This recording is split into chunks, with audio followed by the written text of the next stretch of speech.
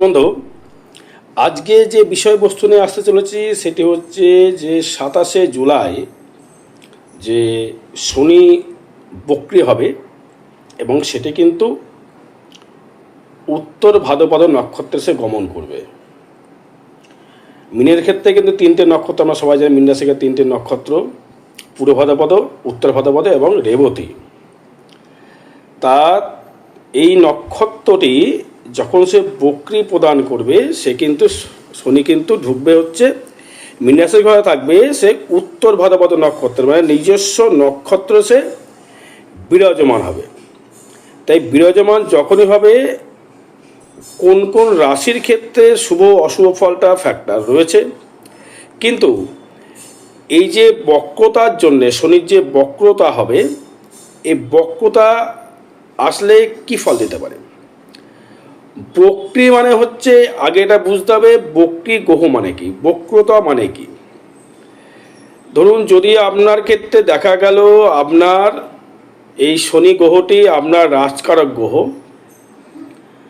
এবং দেখা গেল সেই শনি আপনার ক্ষেত্রে খুব ভালো প্রভাবশালী জায়গায় বা ভালো একটা প্রভাবে রয়েছে বা বলবত্তা নিয়ে এসে বসে আছে, মানে আপনার জন্ম চাটে কিন্তু যদি দেখা গেলো সাপোজ আপনাকে যদি বোঝাতে যায়, যেমন তুলা লগ্নের ক্ষেত্রে বা তুলা রাশির ক্ষেত্রে শনি হচ্ছে রাজকারক গ্রহ, তবে দেখা গেল শনি আপনার তুঙ্গে আপনার রাশিতে বা লগ্নতে বিরাজমান করছে, তুলা লগ্নতে, এবং সেই গ্রহটি শুভ গ্রহটি আপনার বক্রি হয়ে আমরা দেখা গেলো আপনার ষষ্ঠভাবে এখন বর্তমান রয়েছে তুলার ক্ষেত্রে, কিন্তু দেখা গেলো যে সেই গ্রহটি আপনার দেখা গেলো সাপোজ কুম্ভ রাশি বা কুম্ভ লগ্ন, আপনার তার রাশির অধিপতি হচ্ছে শনি, এবং সেই শনিটি দেখা গেল আপনার জন্মচাটে ধনু রাশির ঘরে বসে আছে জন্মচাটে অনুযায়ী, এবং সেটা দেখা গেল সেটা আপনার নক্ষত্র বেশিক, দেখা গেল সেটা হয়তো পূর্বাষাঢ়া নক্ষত্র পেয়েছে, মানে 20 নম্বর নক্ষত্র সে পেয়েছে। তবে শনি তার যে নক্ষত্র ভিত্তিক শুভ নক্ষত্র বা শুক্রের নক্ষত্র শুভ নক্ষত্র সে পেয়েছে, এবং সেই শনিটি দেখা গেল আপনার এখন দ্বিতীয় রয়েছে, সেটি বক্রি হলো।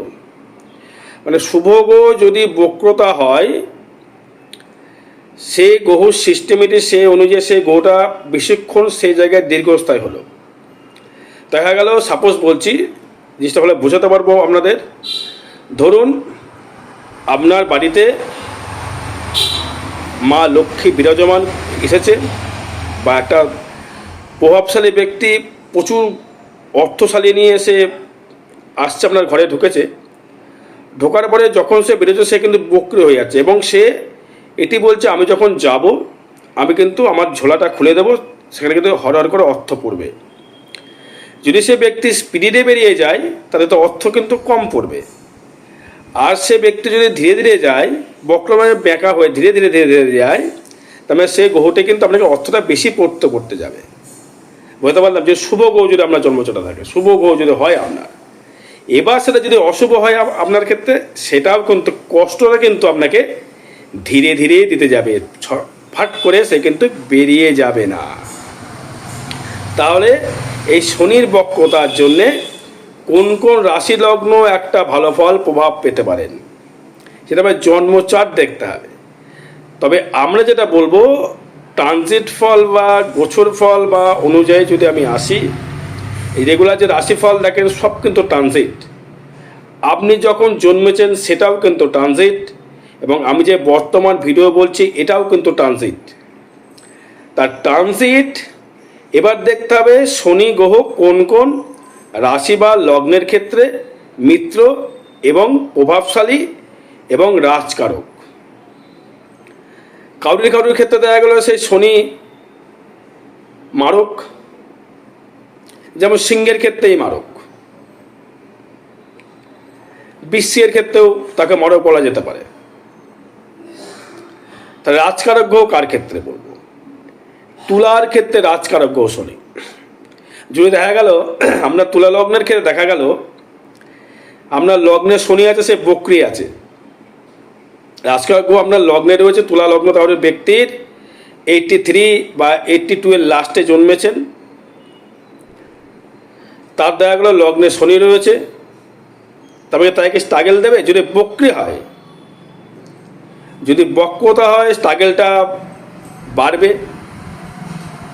কিন্তু যদি রাজকারক গ্রহ যদি লগ্নে থাকে, আপনার নিজস্ব পরিশ্রম দ্বারা উন্নতি করবে। এবং সেই শনি যেহেতু ষষ্ঠস্থভাবে রয়েছে তুলা রাশি বা তুলা লগ্নের ক্ষেত্রে, তার মানে সেই রাজকারক গ্রহ যদি ষষ্ঠ ভাবস্থ যে বক্রি হয়, তার মানে আপনাকে কিন্তু শুভ শুভ ফল দেবে। বক্রি যখনই হলো এবং সেই বক্রি গ্রহটি রাহু কিন্তু দৃষ্ট বর্তমান, এবং বৃহস্পতি কিন্তু দৃষ্ট। তার মানে বৃহস্পতি কিন্তু আপনার ষষ্ঠ অধিপতি, তৃতীয় অধিপতি, সে এখন রয়েছে তুঙ্গি অবস্থা, সে বক্রি গ্রহকেও দৃষ্টি করছে। তার মানে তুলা লগ্ন তুলা রাশির ক্ষেত্রে শুভ শুভ ফল পেতে বাধ্য। আর কি পাবে? মিথুন লগ্ন মিথুন রাশি সেও কিন্তু শুভ শুভ ফল পাবে। কেন? তার ক্ষেত্রেও কিন্তু নবমপতি এবং অষ্টমপতি শনি কিন্তু মিথুনের ক্ষেত্রে কিন্তু মিত্রতা গ্রহ হিসাবে পাওয়া যায়, যেটা পেয়েছি আমরা জানি। বুধ শনি মিত্রতা, আপনার ক্ষেত্রে কিন্তু শুভ শুভ ফল পাবেন। কিন্তু জন্ম চার্টটা আপনার ফ্যাক্টর, দশম জন্ম চার্টের উপর ডিপেন্ড করবে। বিশ্বলগ্নে দেখা গেল বর্তমান যদি বিশ্বলগ্ন বিশ্বরাশির ক্ষেত্রে এখন যদি আসি, শনি হচ্ছে দশমপতি, মানে কর্মপতি, সে বক্রি হলো। তারপর সে সেখানে বেশিক্ষণ স্টে করলো, মানে 11th হাউসকেও বেশি স্টে করলো। এবার যেহেতু উত্তর ভাদ্রপদ নক্ষত্র, মানে শনির নক্ষত্রে বিরাজমান, এবার আপনার নবতারা চক্র দেখার প্রয়োজন রয়েছে। সেই নবতারা চক্র দেখতে হবে যে আপনার ক্ষেত্রে, বা স্বর্ণের চক্র দেখতে হবে সেই চক্রটি আপনার কোথায় আছে। আপনার এই নবতারা চক্র আপনার সেই বদ নক্ষত্রে নাকি সম্পদ নক্ষত্র পড়ছে। যদি দেখা গেলো মিথুন রাশি, সাপোজ বলছি, দেখা গেলো পুনর্বসু নক্ষত্রে কোনো ব্যক্তির জন্ম হয়েছে, বা লগ্ন সাপেক্ষ ডিগ্রিগত দেখা গেল তার ক্ষেত্রে পুনর্বসু নক্ষত্র পেয়েছে, তার ক্ষেত্রে অবশ্যই করে ভালো ফল দেবে শনি। আদ্র নক্ষত্রে হলেও ভালো ফল দেবে শনি। মিত্র এবং অতিমিত্র, অতিমিত্র দেবে হচ্ছে আদ্রা নক্ষত্রে, আর সম্পদ নক্ষত্র দেবে হচ্ছে পুনর্বসু নক্ষত্র থেকে শনি। তার মানে শনির বক্রতা অনুযায়ী মিথুন রাশির ক্ষেত্রে কিন্তু শুভ শুভ ফল পাবে। এবার দেখা গেল কুম্ভ রাশির কাউরির পূর্ব ভাদ্রপদ নক্ষত্রে জন্মেছেন, মানে বৃহস্পতির মানে একদম লাস্ট চরণ, মানে কুম্ভের লাস্ট। সেটা মিনের ক্ষেত্রে কিন্তু প্রথম, মানে কিছুটা চরণ পায়, 4 চরণের মধ্যে এখানে 1 চরণ পেয়ে যাচ্ছে, কিছুটা চরণ সে পাচ্ছে।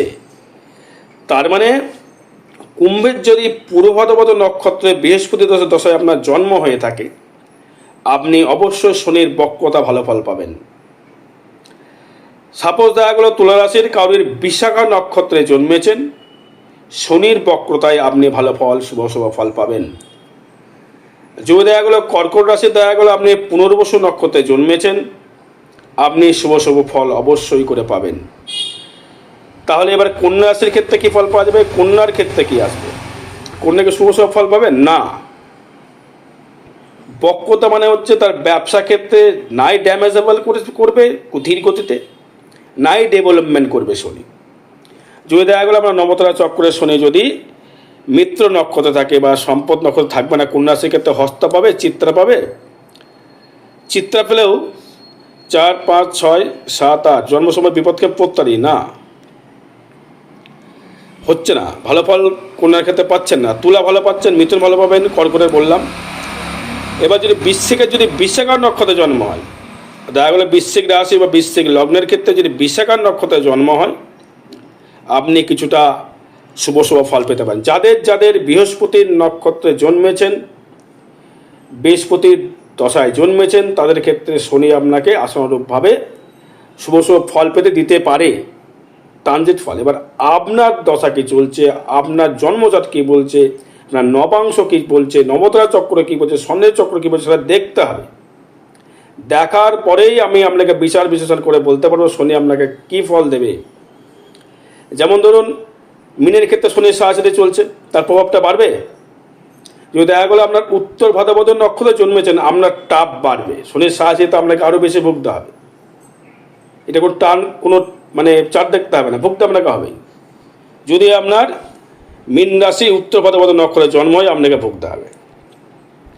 দেখা গেল কাউরির কুম্ভ রাশি শতবিশা নক্ষত্রে জন্মেছেন, আপনাকে আরও বেশি ভুগতে হবে শনির বক্রতার জন্য। স্ট্রাগলটা বাড়াবে শনি, কারণ হচ্ছে জন্ম সম্পদ 24, 25, 26 জন্ম বিপদ নক্ষত্র গমন করবে। পূর্ব ভাদ্রপদ নক্ষত্র হলে শনির বক্রতা ভালো ফল দেবে। তাও বলছে জন্ম চারটা ফ্যাক্টর দর্শক বন্ধু, এটা ট্রানজিট ফল, সবাতে মিলতে পারে না মিলতে পারে। এবার মেষের ক্ষেত্রে কী ফল? মেষের ক্ষেত্রে যদি আসে মেষের সরাসরি চলছে, মেষের কিন্তু খুব একটা ভালো ফল দেবে না। বিশ্বর আবার 2027 আবার জুন মাসে ঢুকবে সাথে। সেই জন্য বলছি জন্ম চারটা আপনার ফ্যাক্টর, এটা ট্রানজিট ফল বা গোচর ফল।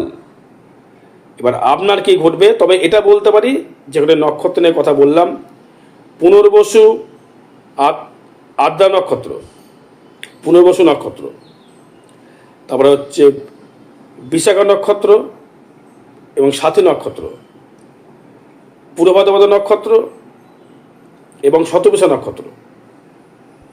শতবিশা কিন্তু খুব একটা দেখছে না, কিন্তু যেহেতু আবার মৃত্যু নক্ষত্রে আসছে, কানেক্ট করছে 24, 25, 26 বিপদ নক্ষত্রে গমন। শতবিশাও খুব একটা বেটারমেন্ট দিচ্ছে না দেখছি। এবার আরও বিষয় জানতে আমরা জন্মতে বিচার করতে হবে। জয় মাতারা, জয় গুরু বান্ধব।